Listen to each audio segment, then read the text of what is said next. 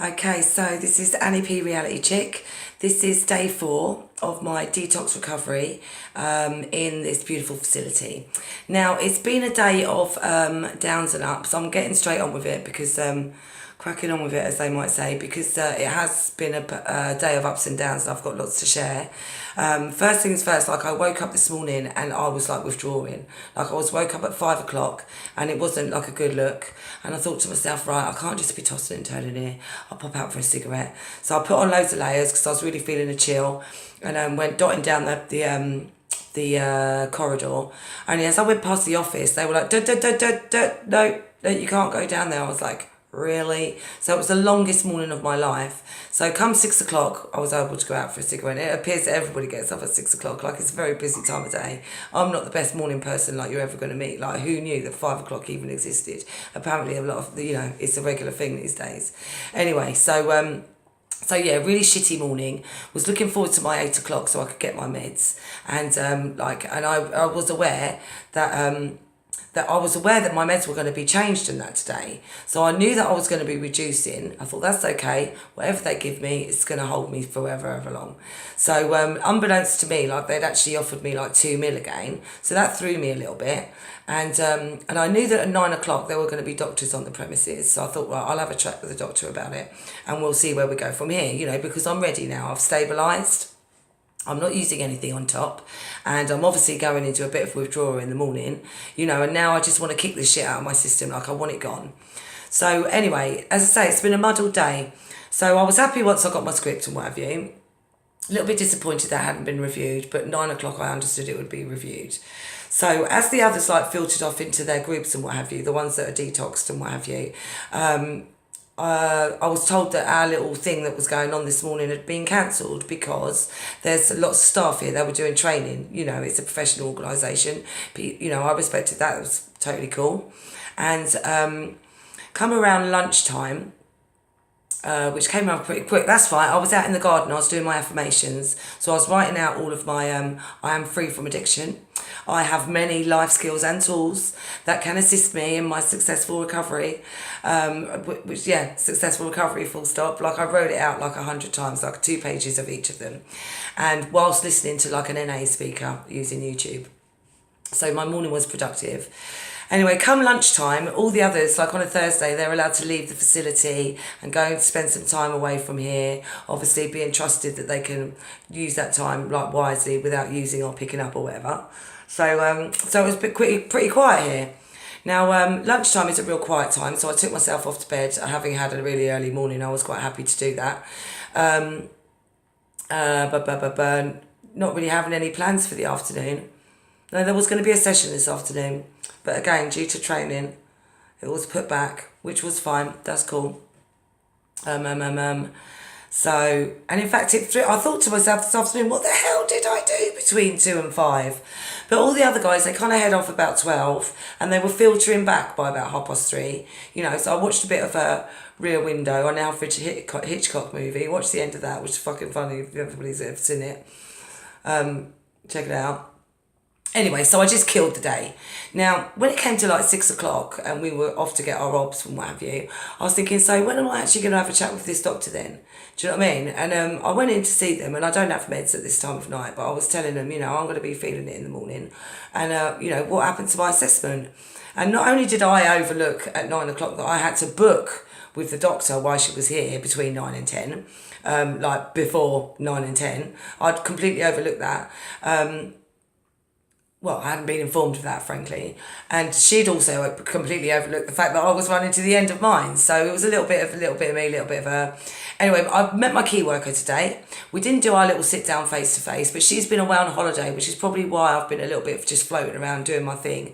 So we sat down and had a discussion and thought, right, we need to get to the crux of this. Like, I felt like shit this morning. I don't want to be feeling like shit tomorrow. But at the same time, I need to kick this shit out of my system like I'm ready. I've done my little like settling in thing. I'm settled. Let's get greasy.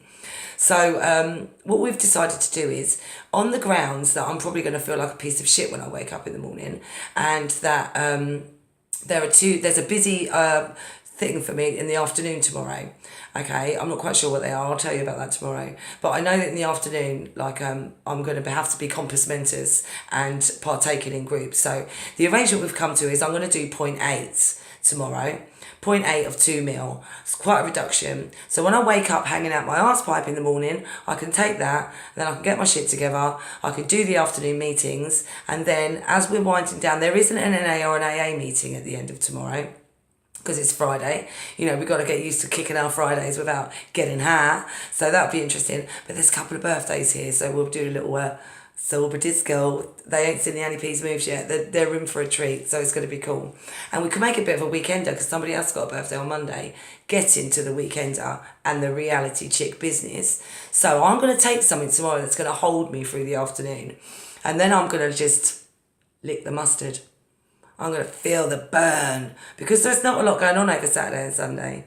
So I can just like get my little headphones on, do whatever struggling I have to do. Correction, they don't like you struggling in here. I mean, I'm ready to kick this shit out of me. So this is my plan. Come Saturday and Sunday, I don't have to be really compos mentis for anything. I'm repeating myself now. Sorry for rambling much, running out of time. Please don't flash. Anyway. So I'm just going to do what I've got to do. Like, they'll give me anything for upset stomachs. They'll give me anything for feeling poorly. I mean, I'm not planning on feeling poorly because they actually told me a lot of it, Anna, is in your head. With epoxy little 0.8, epoxy little 2 mil, I just need to get my head around this shit. And this is the plan. So, yeah, I'm going to bite the bullet tomorrow. I'm gutted I didn't bite the bullet today, but I was like up and down and up and down. I was like down this morning, oh God, I can't do this. And I was like, right, okay, we need to have a plan. And then there wasn't a fucking plan. And then we made the plan and now I'm buzzing again, it's good.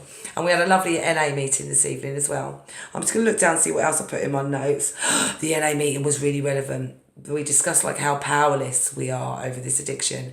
Now, I've been going to NNAA like inconsistently over, you know, I've dropped out for a little while, but I've just gone back there on my knees. But previous to that, they were always saying, Annie, you can't do the 12 steps until you got yourself clean. And I kept turning up, I kept reading the literature, I kept doing the praying, I studied all the ins and outs of it all. And, you know, I got down with the spiritual practice. I understand the fundamental universal laws, which I will go on to demonstrate later once I've got my recovery. So I did it, but I couldn't put the drug down. So point I'm making is like having the reminder that you can do the first 3 steps. Do you know what I mean? Before you get, on your own without a sponsor. Like, what they suggest is that you just write down how powerless you are over your addiction. Like, just write down how much I really don't want to be fucking doing it, and I haven't wanted to do it for so long. However, I am impulsively doing it beyond my better judgment for fucking years. Now, I can't speak about what went on in there. Like, get yourself down there. It's lovely down there. But what tends to happen is it's very common for somebody like me to go in and out, get it, not get it, get it, not get it, and then boom, boomer. So, and it takes about 4 or 5 years. So I'm at the boomer stage. So what I'm going to do over the weekend is also just write how powerless I am. Because when you see it on paper and when you drill that into your head and when you go back or you make recordings like this and you remind yourself how fucked up the whole situation is, it reminds you that you just cannot afford to have one drink, you cannot afford to have one little crazy crack pipe, and you cannot afford to pop no pills or do any other crazy living or like anything around that sort of shit. You know where I'm coming from. So. That's me, because I'm running out of time on the old VT. Hang on, let me just check. It's all right, I've got my plan. Like, I'm not going to go on to more subs. I'm just going to take anything I need to take. The plan was to pop a Valium if I can't sleep, because Annie P's not a happy girl when she can't sleep.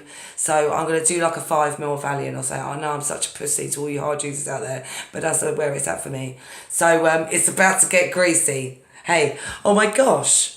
It's about to get greasy. Oh my God, really, really relevant point. I downloaded my stuff on Facebook today, and listen, I fucking love you guys. I know I'm a crazy person, like who threw that, like that's old news, but thank you so much for all your loving little texts and messages and that. Like, I was pricking my little pants like about posting it, but I'm so glad I have, because I'm motivated to hell. I love you all. Like, trust me, I'm not going to let myself down in front of any of you. I swear to God, watch me reach for the stars. And I'm going to take some of you with me. I'm going to fucking pick you up and take some of you with me, because, oh my God, it's going to be amazing.